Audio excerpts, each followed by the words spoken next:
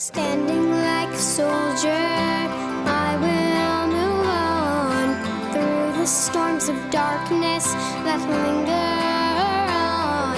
For Boston, all hearts will grow strong as we stand as one. If there was one word to describe second wave, what would that word be? Useful.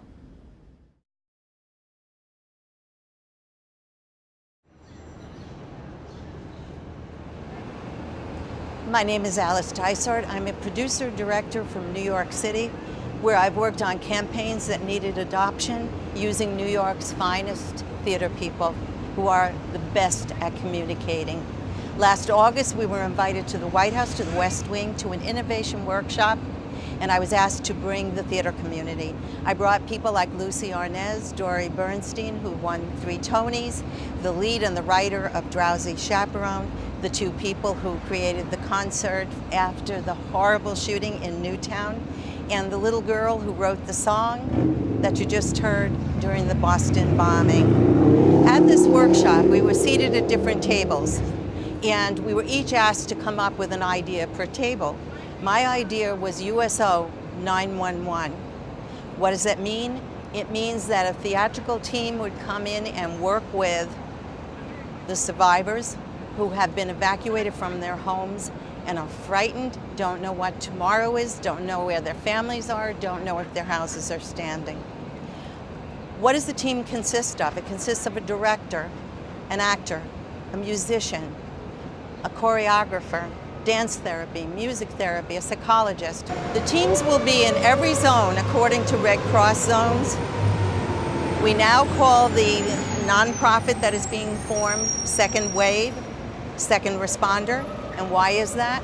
Because we don't get called up right away. We get called up when evacuation takes place and is asked for by the governor or by the mayor.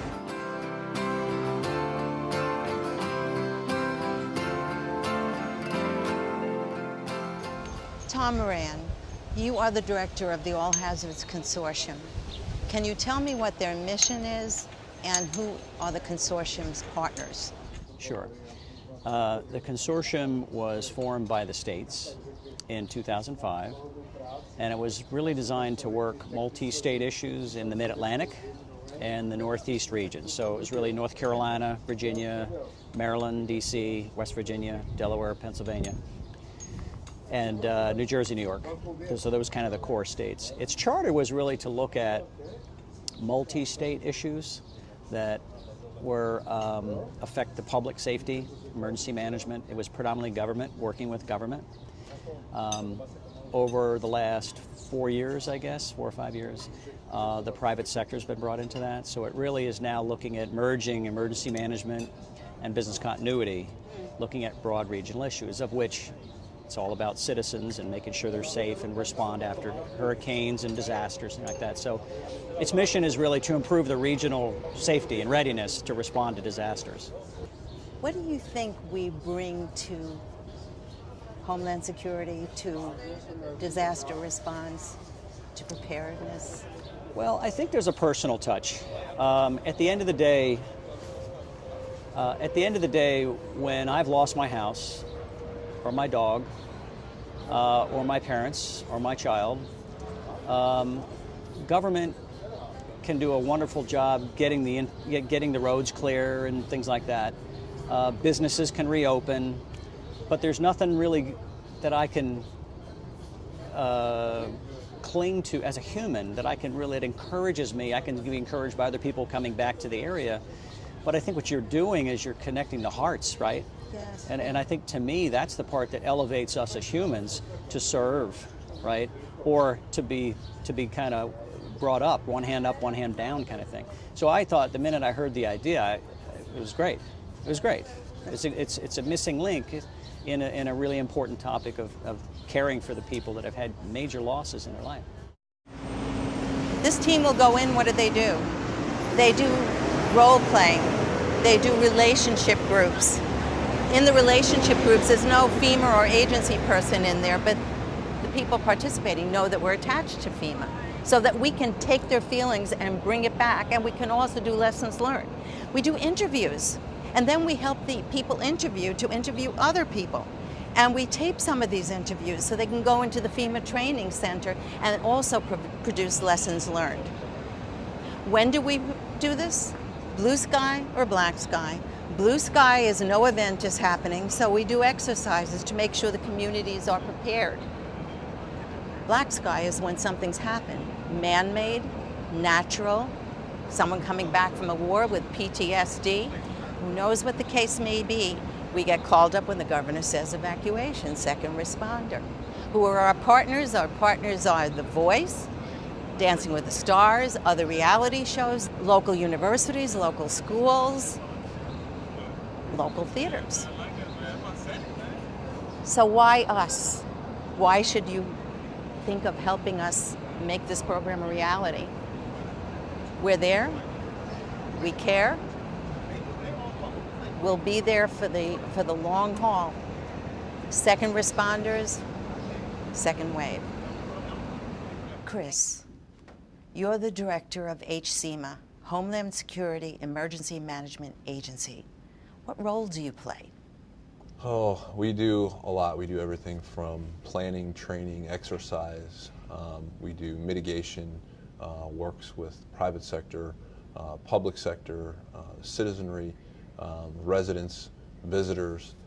We work with just about everybody that lives and comes and visits and plays here in the District of Columbia to work with them to make sure that everybody's prepared for any of the contingencies that we may see here in the District of Columbia. There is a victim inside every survivor, whether we want to admit it to ourselves or not. Chris, how do you feel second wave will deal with the feelings of the survivors? Having another group of folks come in, being part of the team to augment that staff to say, okay, in this situation, you know, the government folks and the agencies that are here doing the human service element, they're doing what they need to do. They're making sure that the person is taken care of as far as their basic needs, but maybe the person just needs to talk. And as that government agency person is trying to take care of all the folks there, having that additional part of the team to just sit down and say, how you feeling? How you doing? Is there something, you know, anything with this that maybe you want to talk about, or is there something maybe we're not providing? Having that outside element as part of the team, invaluable to us in emergency management and those that run incident command. The team could absolutely use the addition of those that would just literally be there for the victims and talk to them on any aspect, not just filling out a form or making sure that they're in a shelter and having the things that they do, but looking at the true human element. They do that, and they have folks that do that very well, but augmenting that with, you know, volunteers and folks that would come from an organization like this would be phenomenal. If there was one word to describe second wave, what would that word be? One word to describe second wave. I would say care. Care would be a good one. Standing like a soldier, I will move on through the storms of darkness that linger on. For DC, our hearts will grow strong as we stand as one. We'll stand up, we fight as one. This battle makes us grow strong. Hello, my name is Rachel Ariana, and I am the child spokesperson for children all across America working on Second Wave. I think that it's a very important program, but it cannot be done without your help. So please, whether it's donating your services and your time or donating money, anything to help this program get off the ground and start helping people right away. Thank you.